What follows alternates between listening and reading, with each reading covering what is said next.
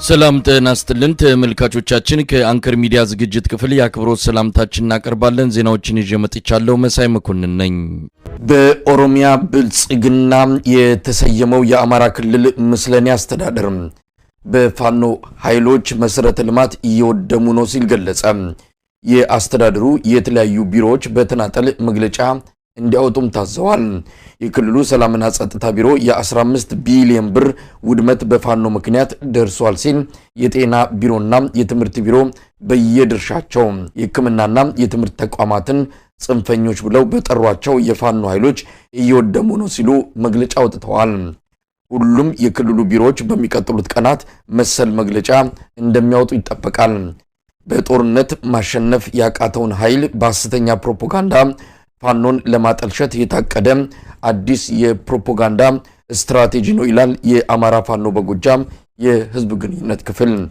ፋኖ ባለፉት 8 ወራት በስነ ምግባርና ዲሲፕሊን የተጓዘባቸው የመስዋዕትነት ጉዞዎች በውጭ ሀገራት ጭምር ምስክርነት የተሰጠው ነው የሚለው የህዝብ ግንኙነት ክፍሉ የአብይ አህመድ አገዛዝ የተስፋ መቁረጥ ምልክት ነው ብሎታል። በአማራ ክልል በተለያዩ አካባቢዎች የህልውና ተጋድሎ ተጠናክሮ በመካሄድ ላይ ነው። በማዕከላዊ ጎንደር ሰሞኑን በተካሄደና ለቀናት በዘለቀ ውጊያ በአገዛዙ ሰራዊት ላይ ከፍተኛ ኪሳራ መድረሱን የቀጠናው የፋኖ አመራር አባል ለአንከር ሚዲያ ገልጸዋል። የአብይ አህመድ ሰራዊት የከፈተውን ጥቃት ለመከላከል በፋኖ ኃይሎች በተወሰደ የመልሶ ማጥቃት እርምጃ ነው በደንቢያ አካባቢ የተጠናከረ ውጊያ የተካሄደው። የአካባቢው የፋኖ ኃይል አመራር አባል ፋኖ አማረ ለአንከር ሚዲያ እንደገለጸው በሰሞኑ ውጊያ በርካታ የአገዛዙ ሰራዊት አባላት ሙት ቁስለኛና ሙርኮ ሆነዋል። የቡድን መሳሪያዎችን ጨምሮ የተለያዩ ትጥቆች በፋኖ እጅ ገብተዋል። ህዝቡ ሆ ብሎ ተነስቷል። የአገዛዙ ሰራዊት እየተፋለመ ያለው መላው የአማራ ህዝብ ነው ይላል ፋኖ አማረ። እዚህ ምስራቅ ደንቢ ወረዳ ወቀራ ቀበሌ ጃርሳ ጎጥና ዳልኮ ጎጥ ነው እንግዲህ ትናንትና በመንግስት ኃይል ላይ ጥቃት የፈጸመው 4 ሻለቃዎች በመናበብ ነው ጥቃት የፈጸመው። ያው እኛ በብርጌድ ደረጃ የደጃች ማሮን ብርጌድ አስተባባሪ የነበርኩት እኔ ነኝ። የማራጭነት መሪው ማለት ነው ሰማሪ ነበር እና ይሄ 4 ሻለቃ በመናበብ ጠላት ላይ ትልቅ ኪሳራ አድርሷል። እስቲ በዝርዝር ምን እንደሆነ መግለጽ ይቻላል? በዝርዝር መግለጽ እንችላለን። ከ41 በላይ ምርኮኛ ከ65 በላይ አስከሬን አንስቷል የጠላት ኃይል። በዛ ላይ እንግዲህ 106 ማለት ነው በአጠቃላይ መንግስት ኃይል ላይ ጥቃት የደረሰበት 106ቱም መሳሪያው የትም አልሄደም ወደ ፋኖች ገቢ ተደርጓል። ጦርነቱ የነበረው እንግዲህ የጠላት ኃይል እንዳልኩ መከላከያ ነኝ ብሎ ስሙን የሰየመው ግን መከላከያ ነን ብሎ ሞራል የሌለው ፋኖን የመዋጋት ሞራል አልቋል ማለት አለ። ምክንያቱም እኛን ለማሳደር ነው እንግዲህ በሁለት አቅጣጫ ገብቶ የነበሩት ማክሰኝት አካባቢና በዚህ በምስራቅ ደንቢ ወረዳ በቆላ አድባ ነው እንግዲህ በሁለት አካባቢ ነው የገቡት። በሁለት አካባቢ የገቡት ጠላቶችም ሳይወጡ ቀርተዋል። እንግዲህ ውጊያውን የጀመረው 3 ሰዓት አካባቢ ነው እስከ 11 ሰዓት ባለው ውጊያን የነበር ነው። መከላከያ ፋኖን የመዋጋት ሞራል የለውም። ሩጫውም የሚገርም ነበረ። ተፈትልከው ነበር ሲሮጡ የነበሩት። በዛ መካከል 50 አለቃና 100 አለቃዎችን በውጊያ ልውውጥ ተገለዋል። እንዲሁም ሌሎች የባንዳ አካላት አብረው ሲመሩ የነበሩትም እንዲሁ እርምጃ ተወስዶባቸዋል እና ውጊያ እኛን ለመያዝ ወይም ፋኖን ለመምታት ነው መጥቶ የነበረ። ፋኖ ባደረገው የፊት ለፊት ውጊያ እንዳልኩ 41ዶችን ማርኮ ከ65 በላይ አስከሬን አስነስቷል። ስለዚህ አሁን ምርኮኞቹ በእጃችሁ ነው የሚገኙት? ምርኮኞቹ በእጃችን ይገኛሉ። እንደው ምን ይላሉ? አነጋግራችኋቸዋል? ምርኮኞቹ አነጋግረናቸዋል። ምርኮኞችን ይገርማል። ምን ይላሉ መሰለ እኛ ከእናንተ ጋር እንዋጋ ፈልገን አይደለም ተዋጉ እያሉ ሚልከን መከላከያ ሳይሆን ይሄ የብልጽግና አመራር ነው ስልጣኑን ለማስደርግ ወይም ስልጣኑ እንዲቀጣይነት እንዲኖረው እኛ ከእናንተ ጋር ለመዋጋት ፍላጎቱም እምነቱም የለንም ነው የሚሉት እና ስናናግራቸው እንዲሁም ወደ እናንተ ለመቀላቀል ብዙ ጥረት እናረግ ነበረ እንጂ እኛ እናንተ ጋር ልንዋጋ ያን ያህል ፍላጎት የለንም የሚል መልስ ነው አሁን እየሰጡ ያለ። መከላከያ ምንም አይነት ሞራል እንደሌለው ነው የሚናገሩ። ምንም አይነት ሞራል የውጊያ ሞራል እንደሌለው በቃ ላሽቋል፣ አብቅቷል፣ ሙቷል ነው ያሉ እነሱ ራሳቸው መረጃ ሲሰጡና መከላከያ ስሙን መቀየር አለበት ከማለት ድረስ ተናግረዋል። እንግዲህ በቀጥታ ከመከላከያ ኃይሉ ጋር ነው እናንተ የተዋጋችሁት። አሁን እንደምትገልጽልኝ ከሆነ ምናልባት ሌሎች የሚሊሻ የአድማ በታኝ እነዛ ከነዚህ አካላት ጋር የተፈጸመው ወይም የተካሄደ ጦርነት አለ ወይስ በቀጥታ ከመከላከያ ጋር ነው? በቀጥታ መከላከያ ጋር ነው ውጊያው የነበረው። ግን የሚመሩ አካላት እንዳልኩ እነዚህ ሚሊሻ አድማ በታናዎች ነበሩ። እነሱ ሙሉ በሙሉ እርምጃ ተወስዶባቸዋል። የተማረኩ ግን እነዚህ መከላከያዎች ብቻ ናቸው ምርኮኛ በእጃችን ያለው። እስቲ በዚህ ውጊያ የተሳተፉ በተለይ ከፋኖ አካባቢ የትኛው የትኞቹ ሻለቆች ናቸው? ሻለቃ 4 ሻለቃዎች ናቸው። አንድነት ሻለቃ፣ አጼዎች ሻለቃ፣ ፈንቅል ሻለቃና ሳንጆ ጥለው ሞላ ሻለቃ በጥምረት በመሆን ነው ጥቃት የፈጸሙት። አሁን አካባቢው በምን ሁኔታ ላይ ነው ያለው? ጦርነቱ ቆሟል ማለት ነው? አካባቢው ጠላት የሚገርም ሩጠው የገቡት ኃይሎች ስለነበሩ እዛው ከተማው ድረስ አፍሩተን አስገብተን ስናስገባቸው አንዳችም ይወጣላቸው ኃይል የለም። ምክንያቱም መንግስት መከላከያ እንደሌለው ኃይል እንዳለቀበት አንድ የሚያሳይ መረጃ ነውና መንግስት ነኝ ብሎ መቆም እንደማይችል ሁሉ ነው እንግዲህ እነዚህ መረጃዎች የሰጡንና እየተደረገው እንደዚህ ነው። እንግዲህ በጎንደር የተለያዩ እንቅስቃሴዎች ይደረጋሉ። ደቡብ ጎንደር፣ ማዕከላዊ ጎንደር ይሄ የተቀናጀው አጠቃላይ እንቅስቃሴ ምናልባት በጎንደር ውስጥ ያለውን የአገዛዙን አቅም ምን ያህል እየጎዳው ምን ያህል ኪሳራ እያደረሰበት ነው ያለው?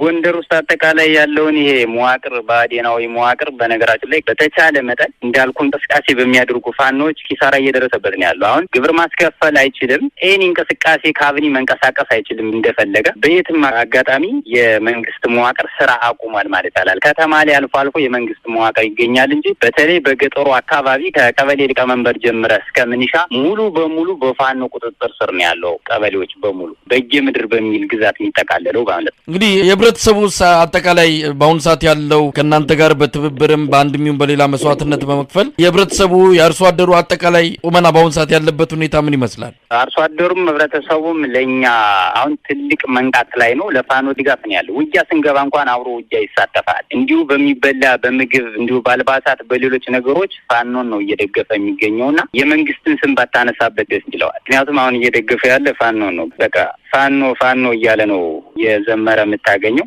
ውጊያ ሲመጣ እንኳን አብሮ ጓንዲውን ክላሹን ወልውሎ ነው እየተሳተፈ የሚገኘው። በዛ ልክ ደግሞ ጓንዲ የነበረው ጥቁር ክላሽ እስከ ስናይፐር ድረስ ገበሬው እየታጠቀ ነው የሚገኘው ይሳል። በተመሳሳይ በደቡብ ጎንደር ሳምንቱን በዘለቀ ውጊያ ከፍተኛ ድል መመዝገቡ ተገለጸ። ጋይንት ንፋስ መውጫ በአገዛዙ ሰራዊት ከፍተኛ ኪሳራ መድረሱን ያገኘነው መረጃ ያመለክታል።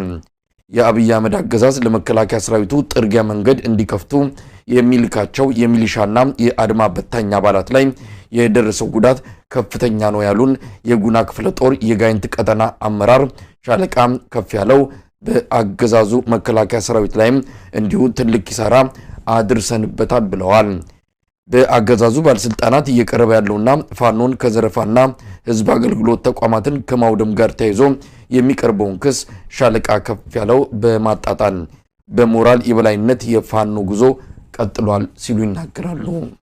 ሰሞኑን ምንድነው ያለ ያው የብልጽግና ወታደር ኃይል በመጨማመር ወደኛ ወዳለንበት ልዩ ዘመቻ በ4-5 አቅጣጫ አርጎ ነበረ። በዚህም ወደ ገበሬው ወደ ሰፊው ማህበረሰብ በመሳብ ሲገባ ድረስ ዝማል ነው። ካገባ በኋላ ያው የሚገባውን እርምጃ አግኝቶ እኛም ከተማውን ዘልቀን ተቆጣጥረን የፈለግነውን ነገር ሰርተን ነው የወጣ ነው። ምንጊዜም ቢሆን ተላላኪ ባንዳ መከላከያ እንደማያድነው የተሰበሰበው ምንሻው እንደተበተነ አሁን 70 ምናምን ምንሻ የፊጥኛ ስሯል እየለቀመ ለምን ተበተናችሁ በማለት እና ስለዚህ ይሄ መከላከያ እንኳን ነገ ወዳ ወደ ጠረፍ ሊሄድ ይችላል። አሁንም ቢሆን አዚም ሆኖ ማላዳ ነው ገብተን የፈለግነውን እንደምንሰራ ለማህበረሰቡ አስበን ነው እንጂ ማንም የገደበን የለም። ጥላትም በየቦታው ነው በየጣሻው ወድቆ የቀረው ቢጨንቃቸው ልብሱን እየወለቁ አልተቀበረ ዝም ብሎ አለ እስካሁን ማለት እና በዚህ የላይኛውም አሁን እነሱም ይላሉ አሁን መብራት ተቋርጦ ነበር። የስልክ አገልግሎት፣ የመብራት አገልግሎት፣ የውሃ አገልግሎት ተቋርጦ ነበር። ምንድነው ይሄንን እነሱ በከባድ መሳሪያ የመጡት እነሱ ናቸው። እኛ ከባድ መሳሪያ ክላሽና ከስናይፐር ብሬን ውጪ የለንም። በዙያ 3 ወይም በሞርተር መተው ፋኖ መታው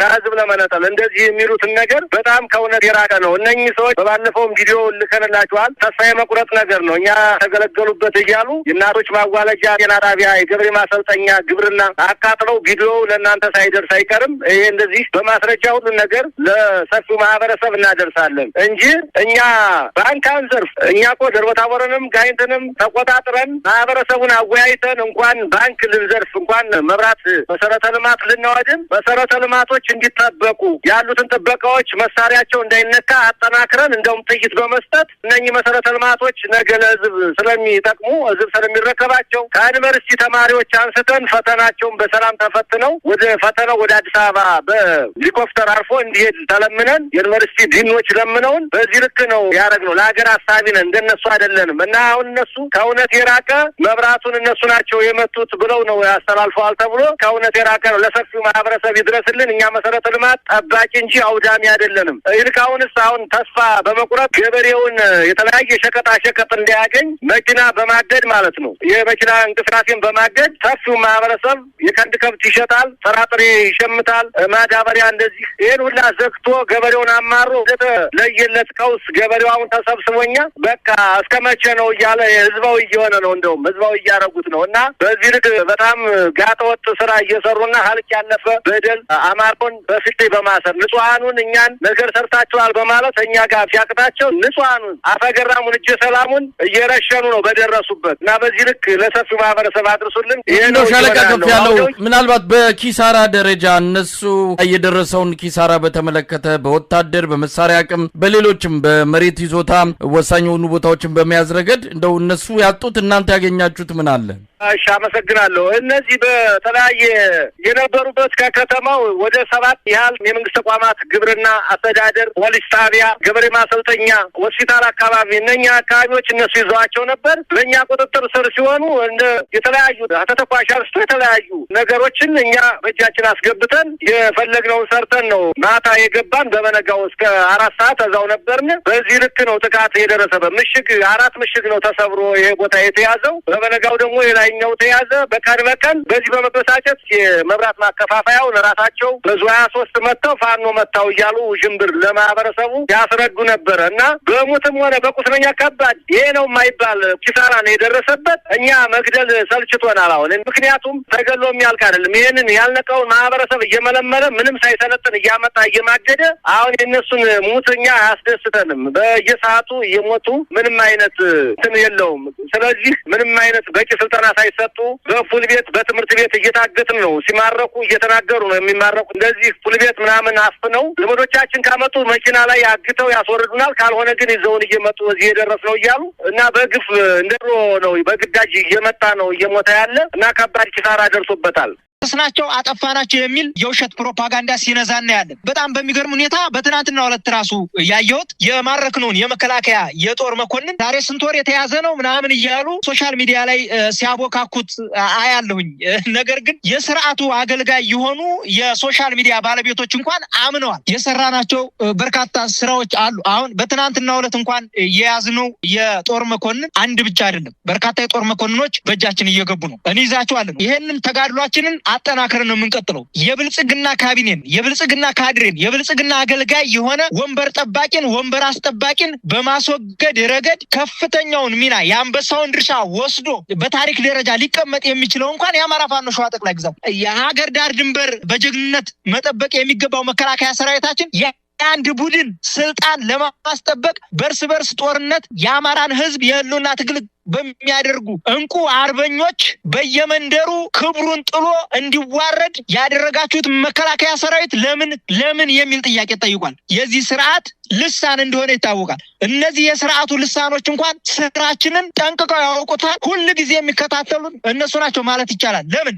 መሬት ላይ የወረደ ስራ እንደምንሰራ ያውቃሉ፣ ይፈሩናል። እኛ ብልጽግናን አምረን የምንጠላ የብልጽግና ራስ ምታት፣ የብልጽግና ቀበርቾ፣ የብልጽግና ፍቱን መድኃኒት የአማራ ፋኖ ሸዋ ጠቅላይ ግዛት ህዝብ እንግዲህ በዛሬው ዕለት እንኳን ያደረግናቸው ድሎች የአማራ ፋኖ ሸዋ ጠቅላይ ግዛት ህዝብ አጼ አምደ ጽዮን ኮር ሚኒሊክ አጼ ሚኒሊክ ክፍለ ጦር ዳግማዊ ሚኒሊክ ክፍለ ጦር ዛሬ ዘመሮ ከተማ ላይ በመግባት 4 ከፋኖ ከርተው ከተማ ውስጥ ገብተው ሚኒሻ ሰልጥነው እያገለገሉ የነበሩ 4 የስርዓቱ አገልጋይ ወንበር አስጠባቂ ባንዳ 3 ከዚህ በፊት ሸዋሮቢት ከዘመሮ ወስዶ በጠረጥራችኋለሁ በሚል ሰበብ ከዘመሮ ወስዶ ተሐድሶ ሰጥቻለሁ ብሎ ሸዋሮቢት ማረሚያ ቤት አቆይቶ 90 ሺህ ብር ከፍሎ ለደህንነት ስራ ያሰማራቸው እዛው ዘመሮ ከተማ 3 በድምሩ 9 የስርዓቱ አገልጋይ ካድሬ ሚኒሻ ውስጥ ለውስጥ ሲሰሩ የነበሩ የደህንነት አካላቶችን የአጼ አምደ ጽዮን ኮር አጼ ምኒልክ ክፍለ ጦር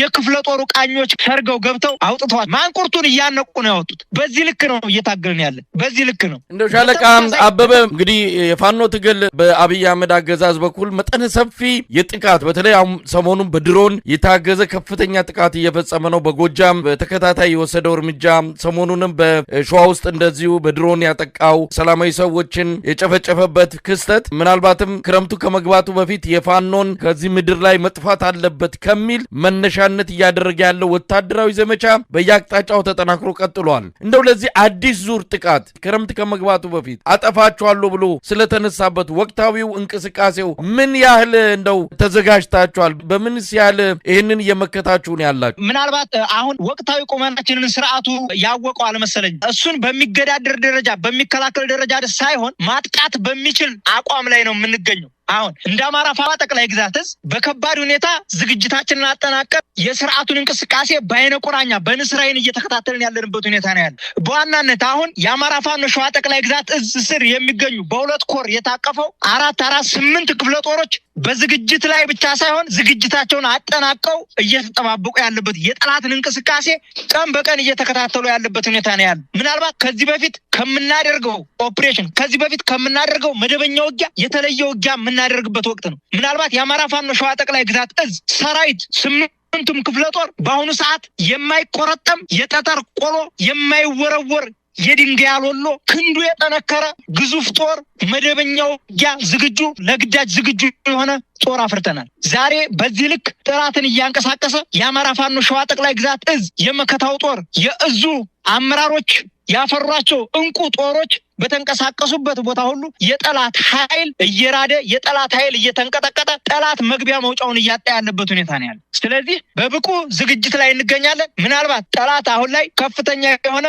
የድሮን የሚግ እና የተለያዩ አየር ላይ ጥቃቶችን ለማድረግ ዝግጅት እንዳደረገ እናውቃለን። ነገር ግን ይህን ዝግጅቱን የምንቀለብስበት ዝግጅት አድርገናል ማለት ነው። እኛም የዚህን ስርዓት የወንብድና አካሄድ ህዝባችንን እየጨፈጨፈ ያለበት ሁኔታ ነው ያለ። በድሮን ቢጨፈጭፈንም መቼም ቢሆን ሊቀን በጣም የሚገርመው ሰሞኑን በርካታ የድሮን አሰሳዎች አድርጓል እያደረገ ያለበት ሁኔታ ነው ያለ። ግን ደግሞ ሰራዊታችን አንድም ቀን ፍንክች አይል ወይ ፍንክች። ለዛም ነው የማይቆረጠም የጠጠር ቆሎ የሆነ ሰራዊት አፈርተናል ያልኩ መሳይ። እውነቴን ነው የምልህ። እኔ ከምንም በላይ በዚህ ጊዜ ልቤ በሐሴት እየሞላ ነው ማወራ። ጠላት በተዘጋጀው ልክ እኛም ዝግጅታችንን ጨርሰን እየተጠባበቅን ሆኖ ዲባቅ ሊመታ የመጣ ጠላት ዲባቅ ተመቶ እንደሚመለስ 100% ምንም ጥርጥር የለኝም። ይሄ የተቋማችን የእዙ የሰራዊታችን አቋም ነው። ተመልካቾቻችን ዜናዎቹ እነዚህ ነበሩ። ከአንከር ሚዲያ ዝግጅት ክፍል ጤና ይስጥልኝ።